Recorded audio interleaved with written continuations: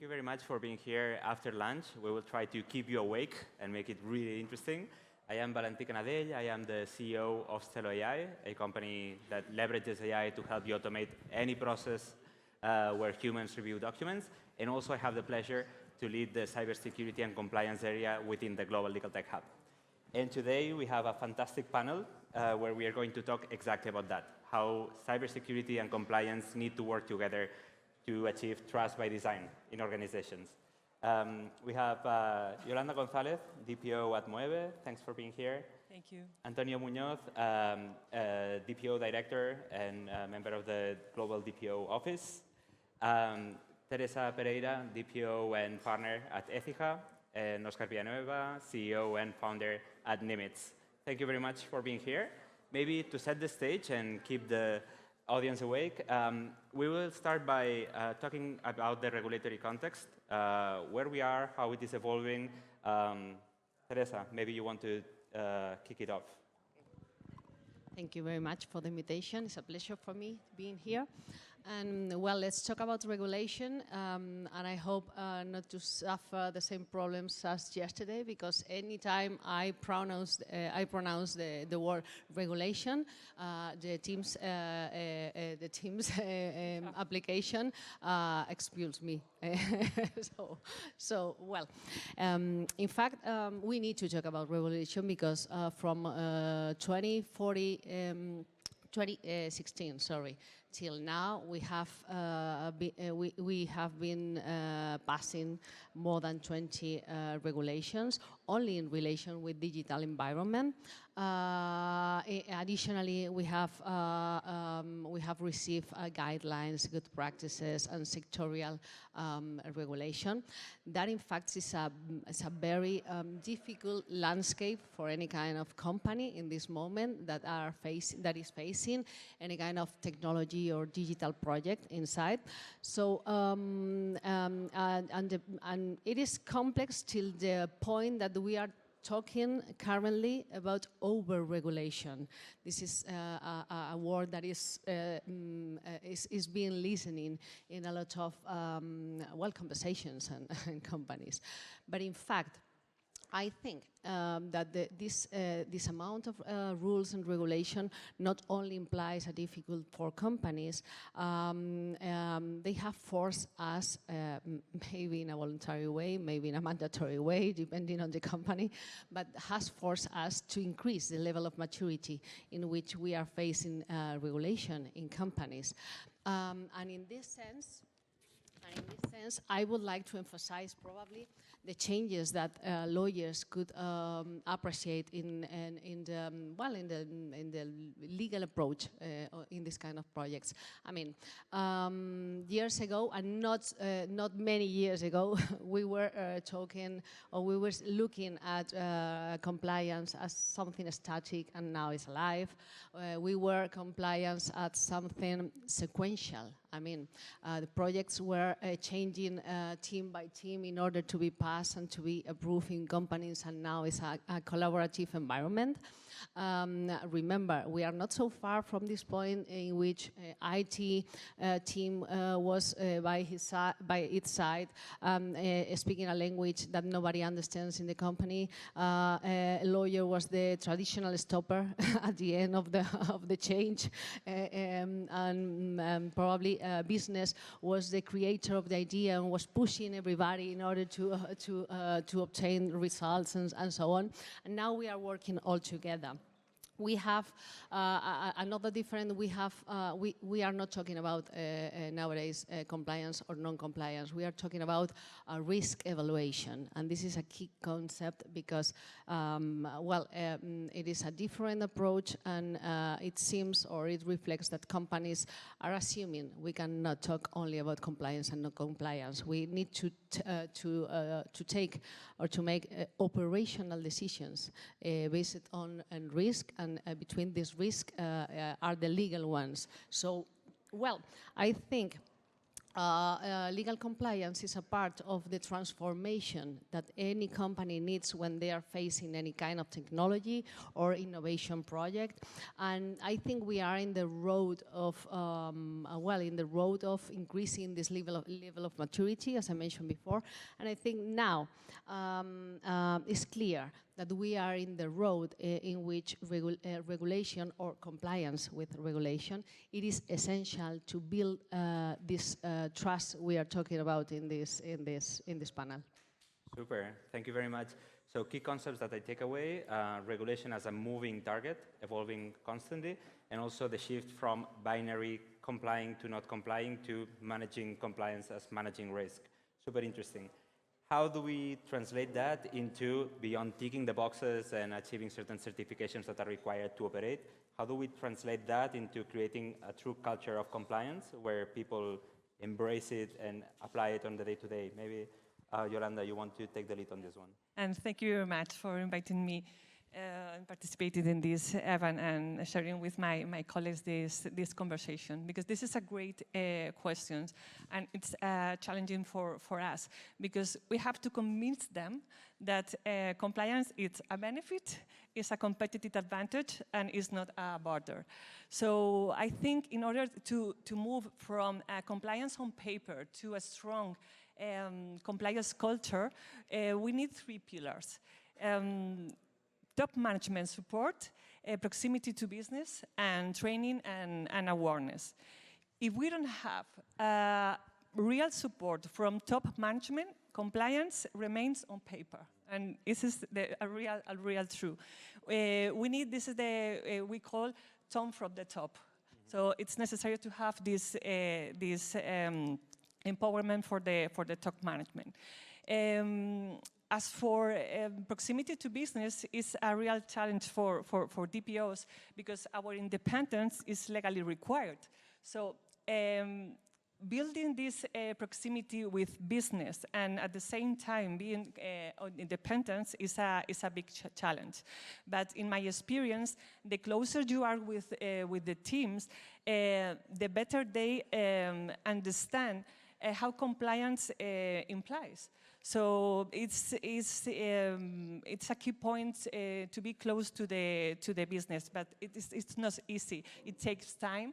But if we want to be seen like a real advisor, a real partner, and not only auditors to knock on the door, it's necessary to work very close with them. Let me give you a real example, because I remember when Artificial Intelligence Act wasn't approved yet, I realized that it wasn't something I could do alone. For Antonio's advice, I proposed, because he's a master in this field, I proposed a creative and cross-functional working team in the company with data scientists, compliance lawyer, in order to work together for the very, very, very beginning. And this is a long trick, but too short. When we had more or less everything clear, we presented this proposal to the executive management. And they gave us this empowerment and this green light to move forward. And finally, awareness. People can't comply with if they don't understand. So it's not about sending a slide, annual slides, or the typical e-learning courses. No, it's we have to evangelize every day in order that they understand that compliance is it's something good for and a competitive advantage for the company. So to sum up, I think these 3 pillars. Support from the top management, proximity to business, as well awareness is the beginning from compliance paper path to take part the DNA of the company. Thank you. Super interesting, great takeaways. Antonio, maybe you want to complement thank you. Your experience. I remember when the GDPR was in the period of drafting, there was a discussion about which should be the role and functions of DPO. And there were discussion about which will be the liability of personal liability of the DPO was on the table. It was a very risky approach also for us, but also for the companies, because in Germany it happens that the DPO is in some cases responsible of the decisions that they made. But in the end, the approach was, well, we need the DPO take coffee with other people in the company. If you are liable, nobody wants to be to you, near to you, and not having conversations in order to tell the DPO what you're doing. So this is, was the moment where the DPO function was not only supervision, but also informing and giving advice. Right? And I like this part of our role, giving advice to the business and to the development teams. And now with the complexity of, it's not only privacy, it's also AI, it's also data sharing regulation, it's also data governance, it's also cybersecurity in different ways. The complexity is so big that it's very hard for us to be in the loop and be aware of everything. But in the end, we are part, and we want to be part of I would say, the product strategy, in the sense that the design of a product is not only a matter of creativity, it's also a matter of compliance, but in the right way. It's not a matter of saying, this is the list of requirements that you have to fulfill. It's how can I build a product in order to be compliant in the right way, taking into account this landscape so complex. And I think that we are in this track in order to change from, I would say, DPO to some kind of digital compliance, in the sense of giving this kind of information. And we can offer solutions and not only problems to the business as well. Yeah, and they need to be to show you as a solver problem, not only to identify problems. But it's a matter of cultural change. It's not only a regulatory change, or it's also changing the mind of the internally, our mind, but also the mind of the legal teams, and the mind of also the business that is involved in that. Another big issue is saturated, as Yolanda says, is about awareness. But seeing awareness we have a lemma in this, is treat others' data as you want your data to be treated. So it's like ethical lemma from Kant or before that. So and we have a training and an awareness program about your own privacy. So it's not about which is the list of things that I have to take into account when I process or I access personal data of my customers, employees. It's about what do you think, or how do you see in this online landscape how your data is safe. So if you are aware of the importance of your data and the data of your children or your family, you are in a better position to understand how is the data and the family of other people that you are trying to control. So, and this is also a way of putting on the shoes of your internal customer, the people that is receiving the information that you are providing. So, and this implication is also, we have another awareness program that is named 5-Star, that is about giving, say this, a prize to people that is especially committed with privacy, with compliance, and the families goes to the prize to take the prize, and we prepare a very big event. And it's not only this person, it's also the person, all the colleagues. So we communicate this, and this is a way of making this hard issue that is privacy. GDPR is impossible to be read by people that is not professionally dedicated to that. So, I mean, so we need to say, well, this is not so difficult. You can do it simple because are common sense rules in some cases. No? I mean, this is our approach with that. Very good. So, Teresa, anything you would like to add to this topic? Well, obviously, I am fully agree with my peers in relation with the previous questions. Probably from my point of view, which is in fact the external point of view, where we would like to think that we are part of the team, obviously, when we are helping or joining companies in order to help with compliance. But yes, we are external support, and we have a very concrete vision or role about what is a concrete vision about what is which should be our role in the team, and we try to we put all our effort in order to be facilitators. We are the one that helps legal and technical teams in companies to understand each other, because we need to know in a deep way technology and in a deep way laws in order to look for solutions, sometimes innovative solutions. We are facilitators even in the operational process, because we, with this approach we were mentioned in relation with risk and risk management, we try to help the decision making in company, and what we try to help, in fact, all the key aspects they were mentioned that in fact are essentials in order to for the success of any kind of project. So there you go. We can get all the help, internal and external. So fantastic. And Oscar, we haven't heard you yet, but your opinion, I am super interested because it's the closest to my day-to-day reality. So how do you cope with the complexity of staying compliant? First of all, thank you for inviting me in such a great panel. There are coming up a lot of different concepts that are very, very interesting. One is the speed of the change. Everything is evolving. So regulation is evolving. There is a lot of regulation. There is coming more regulation.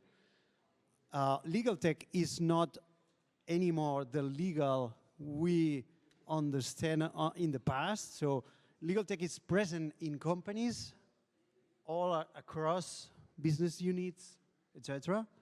And it's going to continue that way. There is no, it's very interesting because in companies now, there is no just only for the IT people that relies on them to protect data anymore. You realize that.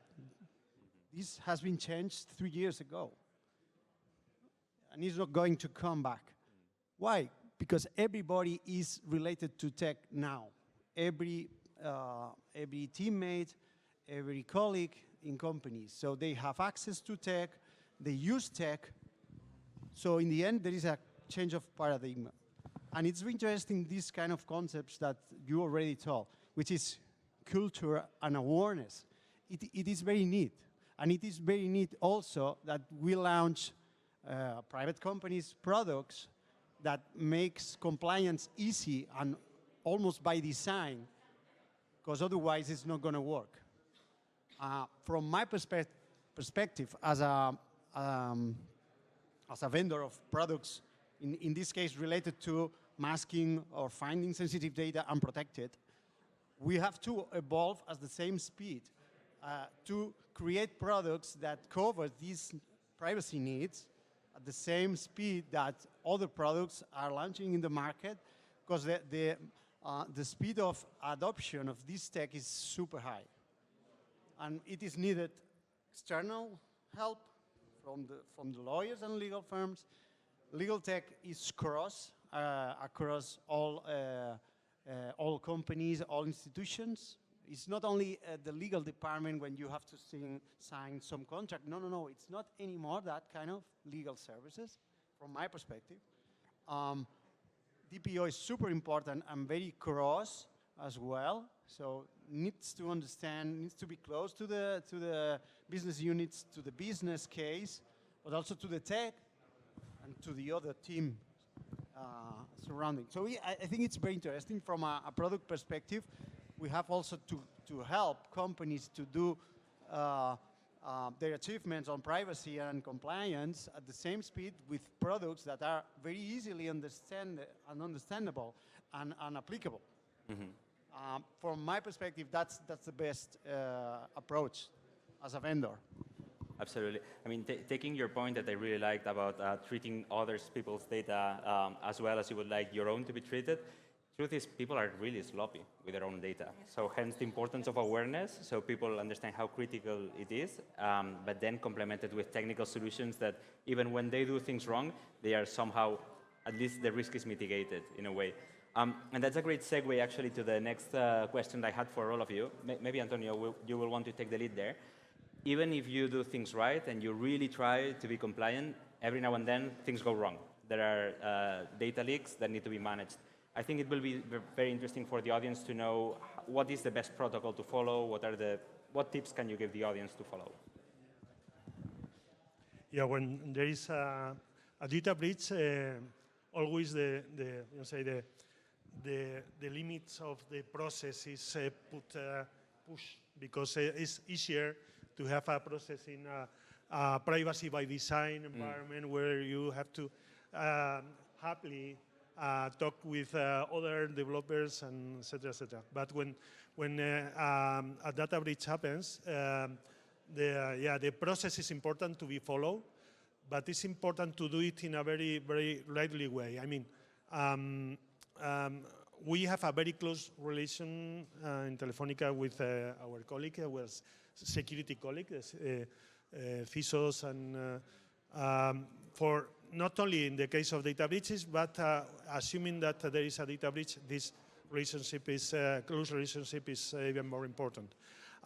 When there is a breach, there is a specific protocol that once a cyber intelligence unit or a responsible unit is aware of a data breach, and this breach could potentially affect the personal data, there is a specific tool where this team could label that there are personal data involved, and also there is a specific communication protocol in order to make the DPO and privacy and legal departments aware of that.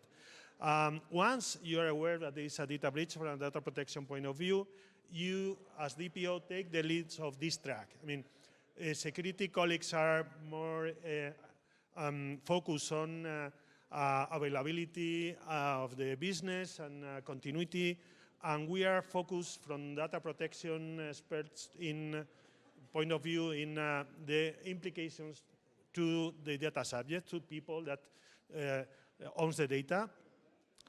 So we own this track, we lead this track independently, and with, of course, with the support of the technical people, but we take the decisions of which people should be involved, which people, which data or which information should be provided in order to take a very quick decision.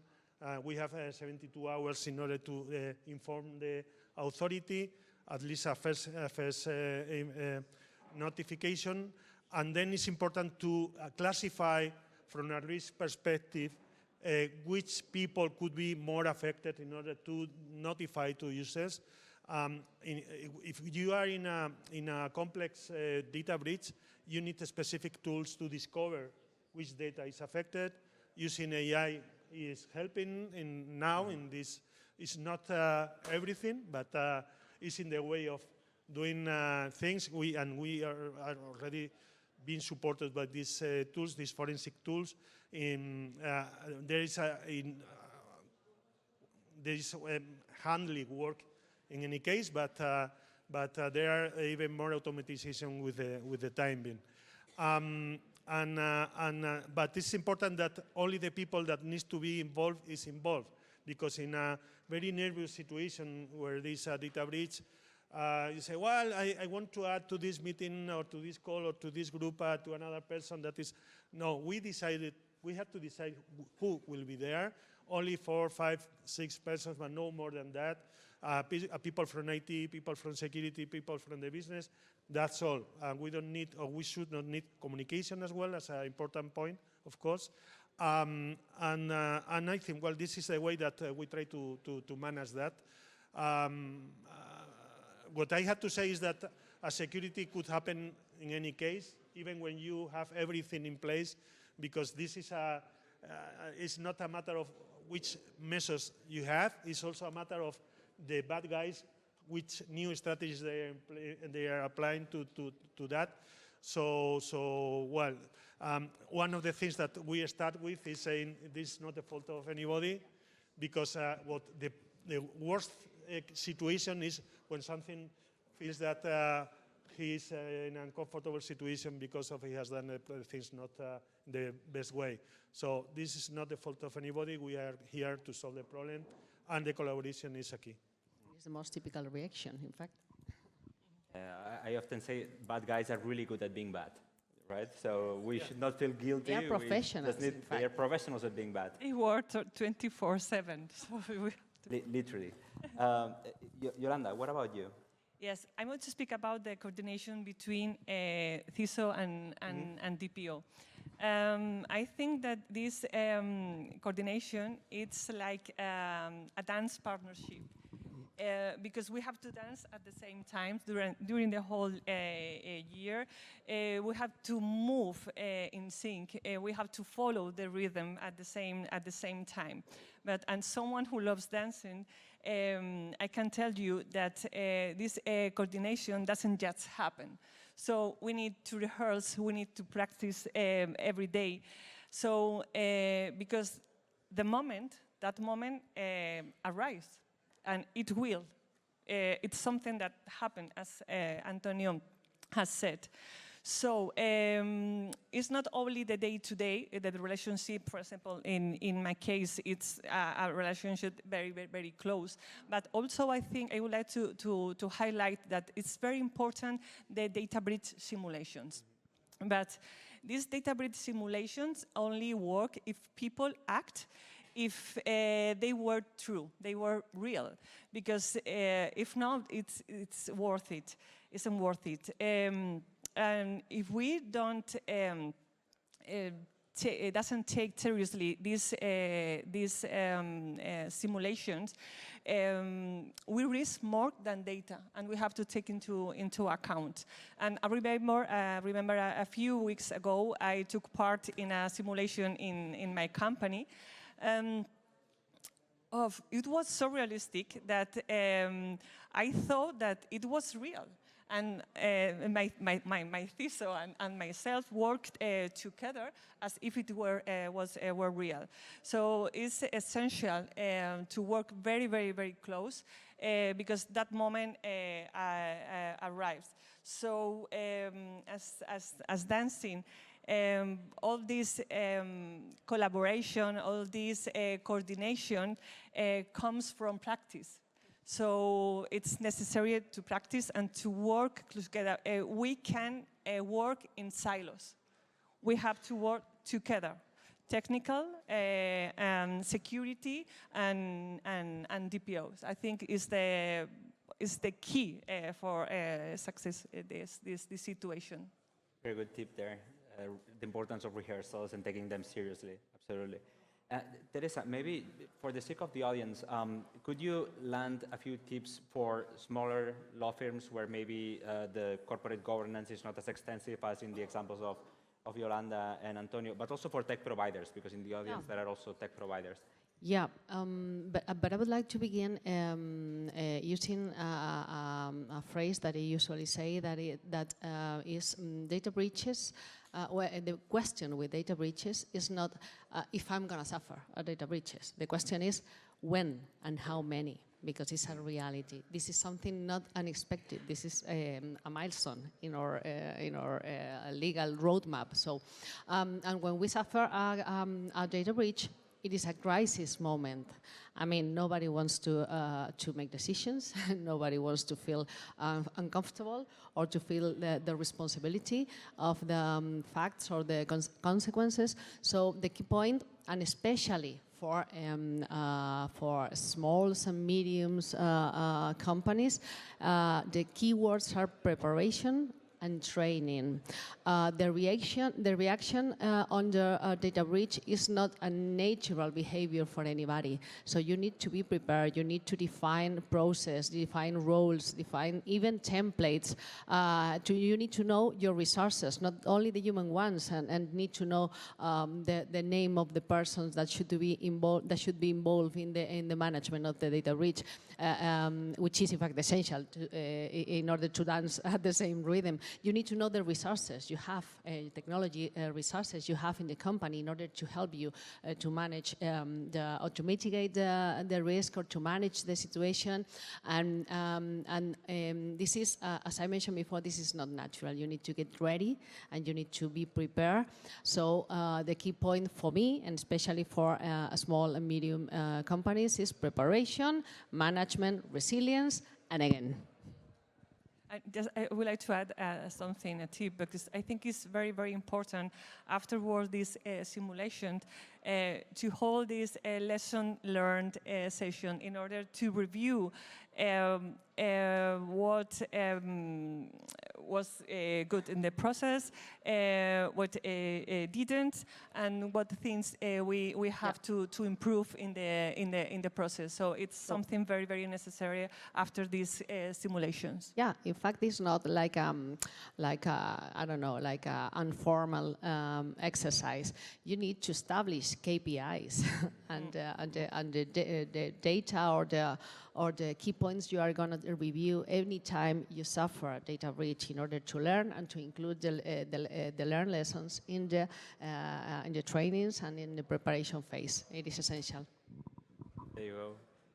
Oscar, would you like to add anything else? Yeah, I want to add something, but it's already on the floor. I mean, it's an data breach is an event that is going to happen. It's a matter of time. Even nowadays, that AI is used to do these kind of attacks, so they are evolving as fast as AI. More sophisticated, it's very hard to avoid that. But you can minimize the impact from a data breach to a cyber incident. Because this kind of data breaches, 95%, almost 100% of times is stolen sensitive data because they sell in the dark web or they make you, pay for that, etc., etc., etc. But in the end, it's sensitive data. If by design you are protecting more efficient and this sensitive data, I mean, the chance is getting lower. Nowadays, it's a matter of time, we know, but it's a matter of time also that can be minimized. Cultural things is very important. So I'm not sure about the percentage, but most of them become a data breach because of human error. It's not about tech, but human. So cultural awareness is still on the floor. It's very important because they are evolving fast and the attacks are very credible things that even us that we know what happened, we can do it. Yeah. So the thing is that take some advantage of the tech that can help to minimize that impact. Otherwise, you know the impact that data breach has. It's not about only this cyber incident, communication, it's about trust of customers, trust in the market, impact in the stock market, the companies that are in the stock market. So this is a huge amount of money to lose, credibility, trustness, and everything. Reputation. Exactly, and that's exactly for this reason. I think we should need to stop thinking about cybersecurity as an effort, an economic effort, and begin to think on cybersecurity as an investment. You said we risk more than data, which I think is a very powerful statement. Absolutely. And actually, that's a great segue to the almost last point of the panel. We have technology at our fingertips more than ever. Gen AI is a productivity tool like no other, probably in the history. but it poses certain risks from a compliance perspective. Before, Antonio, you mentioned how the DPO can be the enabler of the trust by design developments within a company. So I wanted to ask you, how do you place yourself in this dichotomy of enabling people to leverage technology versus staying compliant? Do you want to kick off this one, Teresa? Yes, well, sure. I would say innovation does not begin in the legal team or in business team. I would say innovation begins in the worker desk. I mean, last week I was in a class in university explaining to students how we traditionally explain that the first is the reality, and after that we pass regulation in order to to establish rules in order to to provide good practices and to establish limits to this reality. But and traditionally, reality goes first. After that, the adoption of the company, and in the end, the legal team solving the legal issues. But it is amazing how technology and innovation has changed this path, because now we can see a new path, which is now first reality borns. After that, we have a social adoption, because AI is present in all of our companies, not because we have decided to begin to work or to push a new process. We have AI in our companies because our workers have AI in all their mobile phone, and this is a reality. So it is not a good practice for us to avoid this reality. It is much better to assume you have this innovation factor in your company, and to manage the risk and taking advantage of the opportunity. It is, in fact, despite the fact that the process and all the key factors during the process, it is essential, I would say there's a preliminary questions to face if we need to or we would like to face a new project in a company. The first one is the purpose. Why I would like to implement AI for instance, in my company, because technology is has sense if there's a purpose in our company, and not all the companies nowadays are making this reflection in the beginning, and now and after that we need to verify if we have all the resources we need in order to face the project. And I mean, human resources, all the roles, technical resources, tools, and even we need to have to make a look deep into our databases. How are our databases? Are the level of maturity is suitable? We have a taxonomy, classification suitable for the in order to facilitate AI works against the database, because otherwise it has no sense to begin with the process. And well, you need a clear governance system in order to facilitate the process. Otherwise, probably it won't be much more difficult to have to success with your project. Super. Maybe to wrap up, Antonio and Yolanda, and then I will have a final question for you. I think we have like 3-4 minutes left. 1 minute. 1 minute is just 1 minute. Well, we'll see the same thing happening.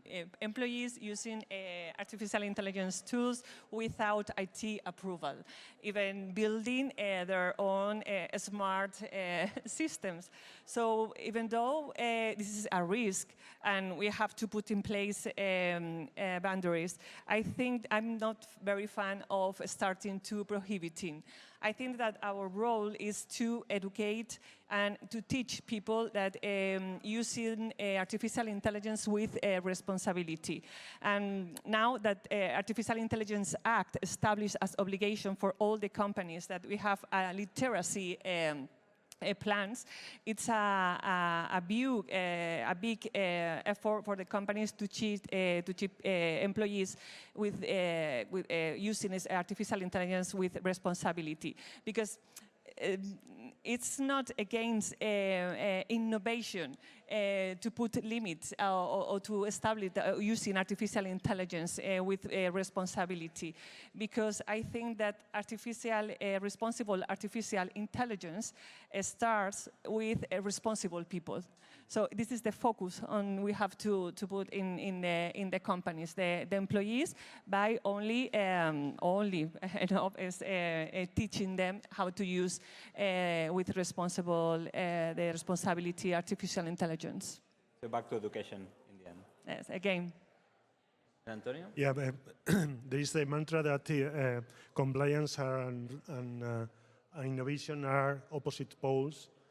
We need to understand that we are in a risk-based approach in regulation, so it's not a matter of a list of things that you have to comply with, so it depends on the risk.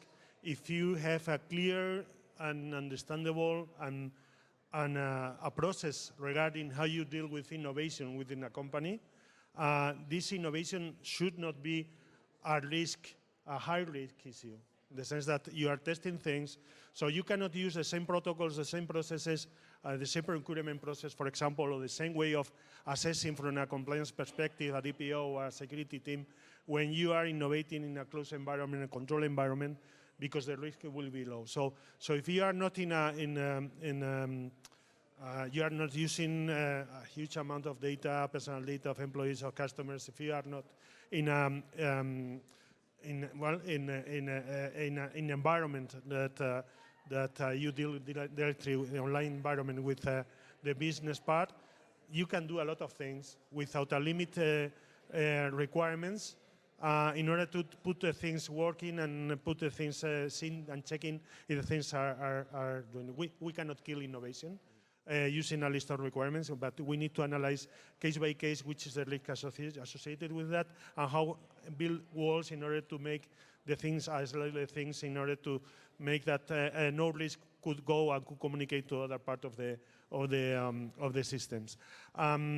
In the rest of employees, we need to make a cultural change in order to use the AI tools in a proper way. So not creating shadow AIs when this is not needed, when there is no innovation purpose there, but only a way of doing things without a proper care. So this cultural, I don't believe in cutting any kind of access to AI systems, but at least making the people aware that they have to take care of confidential information, corporate information, and do the things properly. There you go. Innovation with the right governance around it. Yes. There you go. Okay, so to close off, as you know from the cybersecurity and compliance area, we preach the importance of the coordination of the cyber and the compliance teams to achieve this trust by design, which is the slogan of this panel. Oscar is also part of the commission. So I'm going to ask you in 30 seconds, you can place a request, place a wish for us, for our area to work on in the coming months. Oscar, you can also make your wish, but you will have to work on it, so up to you. I'm not wishing anything. Yolanda. Well, my wish is that I wanted to write because I have forgotten to make a wish, is that this group becomes a true hub of innovations when cybersecurity, compliance, and legal tech professionals work together in order to share knowledge and to design responsible or practices, best practices with all these professional work together. Promised. Well, build solutions.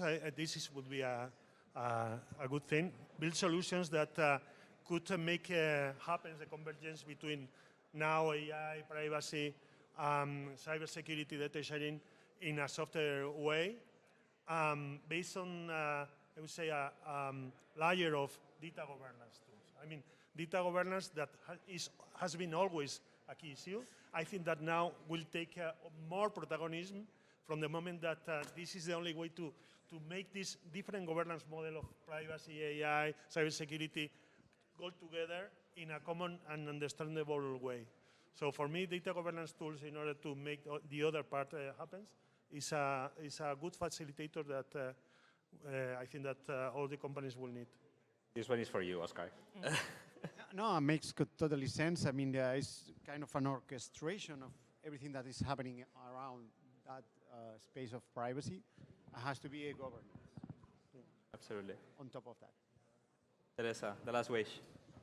Help us to look for innovative legal solutions through guidelines, good practices, sharing knowledge, and help us to spread this collaborative approach and this, trust approach in relation with compliance and trust in companies.